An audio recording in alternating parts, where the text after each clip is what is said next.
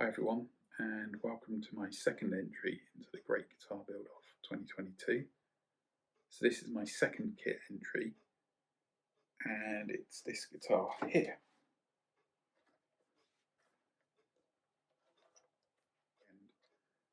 So the design actually started off during my first GGBO build for this year, which is the other guitar you see here, the Telly style.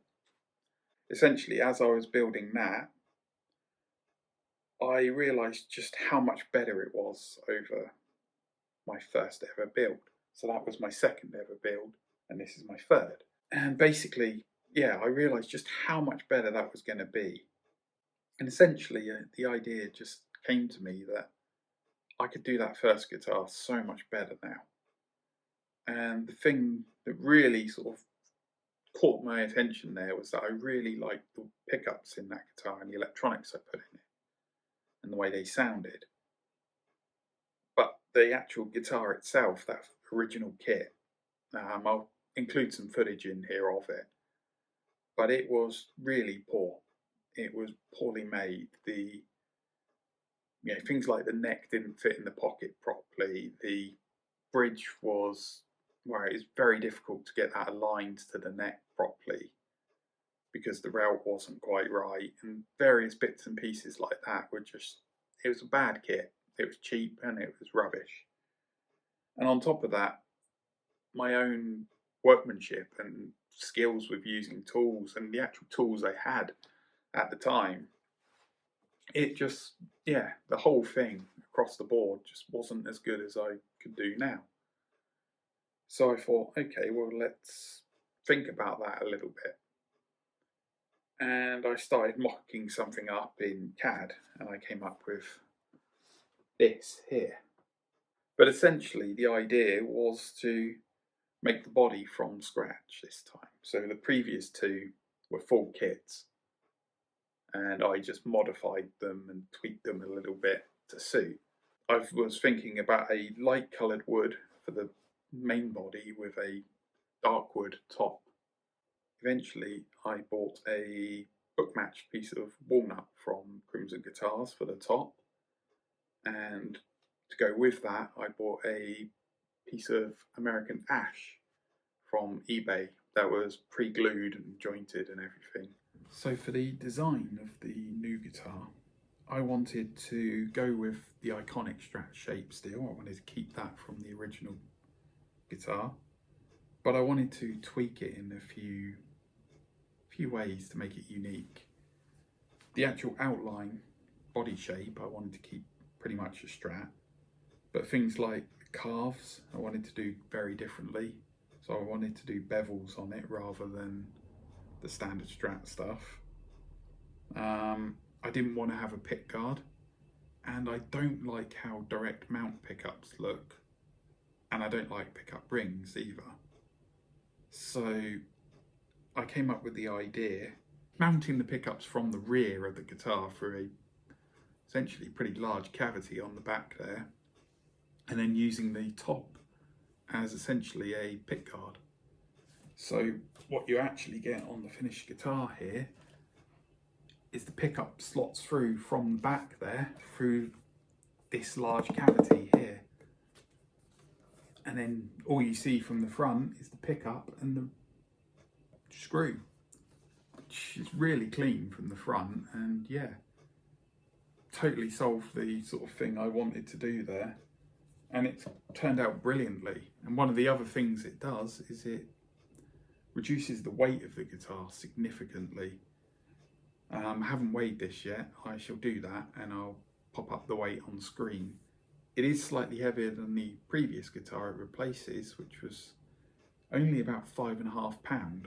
It's a very comfortable weight though. It weighs less than the Telly there, and way less than my Les Paul behind me as well. And it's very comfortable. All of the calves feel comfortable as well. The neck is from Allegory and it's roasted maple with, I'm not sure what the wood is in the skunk stripe there. That was actually a surprise. It's not advertised on the website to have one. And when I found that, that's when I decided to do this with the cavity cover here to put the stripe down the middle. So yeah, the idea of that was to mirror the dark wood and lighter wood there, the opposite way round. In terms of the hardware, so there's no tremolo in the guitar like a standard Strat. You know, I didn't ever use the tremolo on the previous one. In fact, I blocked it. So it's kind of like a fixed hardtail bridge in a way. For the actual bridge, I went with a Northwest Guitars Hipshot style bridge, which is probably a third of the price of a proper Hipshot one, but still pretty good quality. I went with Geiger locking tuners, and the rest of the hardware just came from Northwest. It's just their standard stuff, I think, really. Apart from the string trees are the Graphtec ones. And for the electronics, obviously I was reusing the pickups from the previous guitar. So they were from Tone Hatch pickups in the US. They are the Rude Blues set. And they're really phenomenal pickups. They cost me less than £100 shipped to the UK. And they're hand wound, and I would really recommend them. I replaced the switch from that previous guitar with this one, which is a freeway switch, not free as in number 3, as in FREE. And what that gives me is 2 banks left and right here on the, well, that side, because obviously the video is a different way round, but in a way, on that way I get the standard 5 positions on your Strat. But then when you flick it over, you start getting series or parallel options of various combinations of the pickups. So at the bottom here, so that one there will be the bridge and neck in series. Next one up is all 3 pickups in parallel. Up again is the neck and bridge in series. Next one up is same 2 in parallel.